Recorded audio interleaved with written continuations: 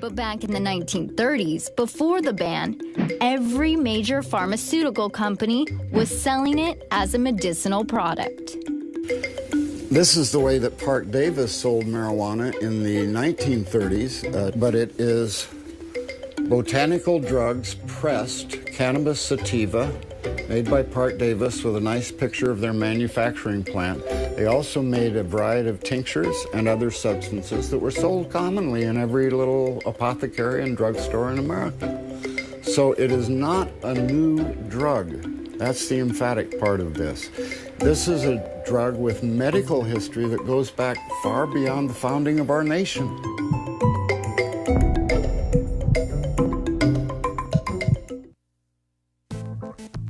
Get ready for an all-new original series from Wealth TV. Uncover is not your typical travel show. It's designed to give a deeper understanding of each destination for the globetrotter and the vacationist alike.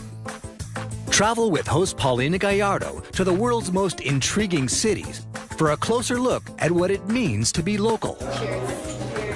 Paulina meets up with people from all over the world, gaining insight and understanding about politics, socioeconomic structures, religion, and culture. So forget the tour guides and the travel books. The Uncover Travel Series. The journey begins in Beirut. To journey across the globe, 26 countries, 6 months, in search of all things rare and premium.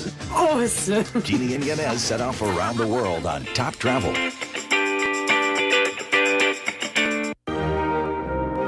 Charleston, South Carolina is known for its historic mansions, and we've stopped at one of the city's favorites, the Edmonston Alston House. Join Palatial Passport for an inside look, only on Wealth TV.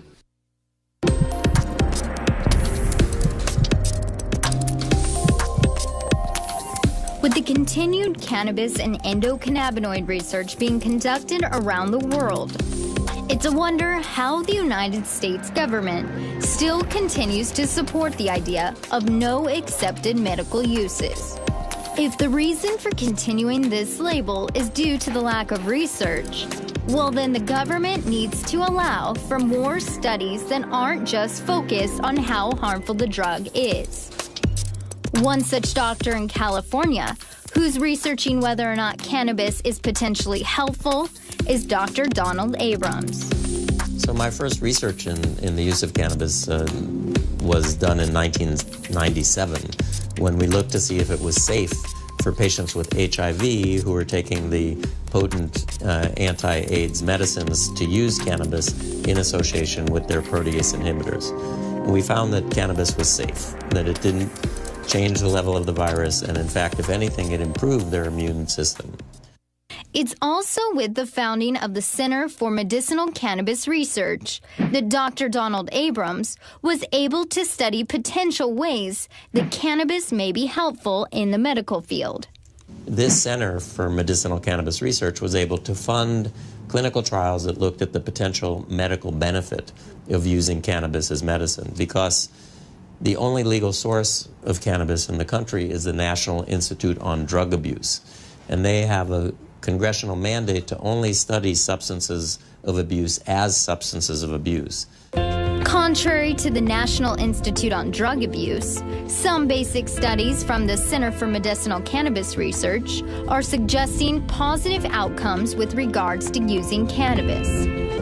Another area where Dr. Abrams saw surprising results was with pain relief. We took patients with chronic pain who were on a sustained release opiate, either morphine or oxycodone. And we subjected them to inhalation of vaporized cannabis 3 times a day to see what impact that had on the level of the opiates in their bloodstream and on their pain relief. Although the study is too small to make any major claims, there is a suggestion that adding cannabis to opiates is synergistic. That is 1 + 1 = 5 instead of 2 with regards to pain relief. There's also increasing evidence suggesting that cannabis or cannabinoids may have direct anti-cancer activity themselves. And My friend and colleague Manuel Guzman in Madrid is a PhD laboratory scientist who's done a lot of the work to demonstrate that this has potential in the test tube. But I think we need to move it from the test tube into humans, and that's another thing that I'm interested in working on, because I've seen in my own practice and my own life some impressive stories. My dear friend Michelle Aldrich, I'm basically her integrative oncologist, and I was very impressed with the effect that her use of a cannabis concentrated oil product had, in addition to her conventional treatment in eradicating a fairly advanced lung cancer. Without any backing from the government, but desperate to save their own lives, there is a growing number of patients around the country that are reporting that cannabis is healing their cancers and other ailments. A patient of Dr. Abrams, Michelle Aldrich, is one of those patients. I found out I had lung cancer. It was diagnosed on January 12th of 2012. And it was overwhelming. Diagnosed with stage 3A lung cancer, the normal survival rate for this type of disease is said to be 25% over 5 years. Unfortunately, due to Michelle's bulkier lymph nodes, her doctor said her chances were less than that. And once you have bulky lymph nodes, it's reduced to 2 to 5%. After finding out the bad news, Michelle's friends reached out to her and suggested she try an alternate medicine. I got home that night and Jeannie Hara called me and she said, "You have to take cannabis oil." And I said, "Where do you get it?" And she says, "Valerie Corral from Wham down in Santa Cruz." So I called Valerie and I had it by Saturday. Cannabis oil is a concentrated substance derived from a full pound of cannabis. It contains multiple cannabinoids from the plant, and although some people use this oil topically, in Michelle's case, she took it orally in capsule form. This one in particular is called full extract cannabis oil. Because of the oiliness and this stuff, I put it in a gel cap every night. So February 1st, I started the chemo. I was going to have 4 chemos. And the night before, I started the hemp oil. And I did that all the time. My last chemo was April 5th. And the middle of April, they did a CAT scan. And they wanted to see what the chemo had done and whether we could do surgery or not. And the lymph nodes were dead, and the doctors were amazed because they didn't expect that. They wanted to be reduced so they could operate on the tumor, but they weren't expecting them to be dead. So they wanted right away to do the surgery, and I said, wait. Let me finish the oil first. And at that point, they said, okay.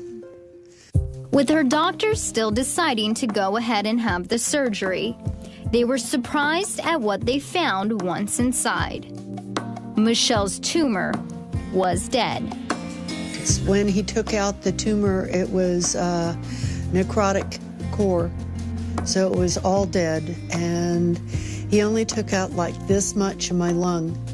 A little resection, versus he was going to take out both lobes. That was at most amazing. It was a miracle. My experience with stage 3B lung cancer patients here at San Francisco General Hospital over the past 30 years is that we do chemotherapy and radiation up front in hopes that they can go to surgery, but most of my patients don't make it to surgery because their tumor progresses even with the chemo and radiation. With Michelle, she did the chemo and radiation and the cannabis oil, and when she went to surgery, there was no cancer, and she remains, thank goodness, cancer-free today. And I want to wish everybody to go find it so they can stop it too. I mean, if I can stop lung cancer in 3.5 months, you know, people shouldn't have to go through years of chemo.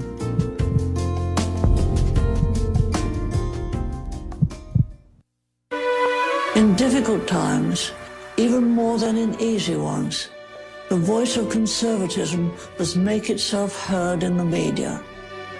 It isn't always easy, but of this we can be sure. While the Washington Times is alive and well, conservative views will never be drowned out. And if they are heard, they will prevail.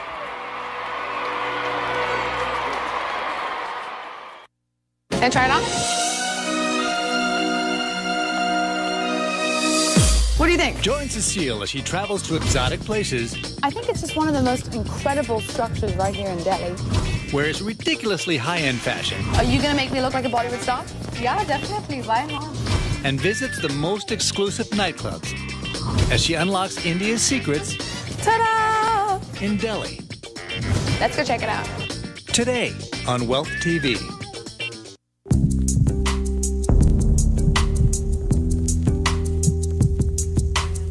Besides Michelle Aldrich, who believes that she was miraculously healed by cannabis, there is another story of a woman who's defying the odds, and she believes it's her use of cannabis that has prolonged her life.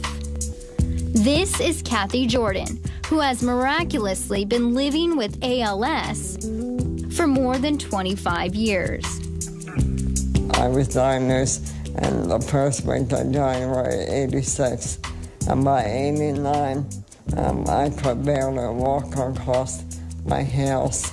And when from that Sunday, I could brush my hair. And by Friday night, I had to lay my head on the sink. ALS, also known as Lou Gehrig's disease, is a fast-acting neurodegenerative disease that affects nerve cells in the brain and in the spinal cord. When the motor neurons die, the ability of the brain to initiate and control muscle movement is also lost. It's a horrible disease. It's horrible. They don't know where it comes from. They don't know what causes it. She thinks of something. She wants to move her arm, but she can't because the signal's not getting from her brain to her hand. Depressed about her diagnosis, Kathy even considered committing suicide until her friend told her to try cannabis. So we got smoking. I figured, what the hell? What's it gonna do? Kill me? I just thought I was gonna end my life. And I smoked it and I literally felt, I would say it was like an electrical hum or buzz in my body. Besides feeling better overall, Kathy also noticed that in the earlier stages of her ALS, when she used cannabis, she was able to walk better. All of a sudden, I could walk across my yard again. Originally, Kathy's husband, Bob, didn't like the idea of his wife using cannabis, but ultimately he too came around once he saw the positive changes in his wife's life. I really did get upset. I thought, oh, Christ, we're going to go to jail. You're smuggling dope and all this stuff. And I really didn't understand it. And I kind of thought, well, she's really not doing good with her own demise. Well, but I'm not going to say anything. Just if that makes her happy, let her be happy, you know. And then I started seeing it change. And as time's going on now, she's aging naturally. What you've seen earlier is the devastation happened in the first 3 years. And then once she smoked the cannabis, it stopped. Now, almost 30 years later, Kathy is beating the odds. I get up every morning, I have 2 cups of coffee, I smoke 2 joints, and bring up any plant that I have produced overnight. I will cough, it clears my lungs. And the lung doctors are amazed. When you light up a joint, you inhale, you get cottonmouth, which is great for ALS because your main problem is saliva. You have an excess of saliva. The appetite, the muscle spasms, her whole attitude, everything improves once she smokes it. And there's got to be something to it.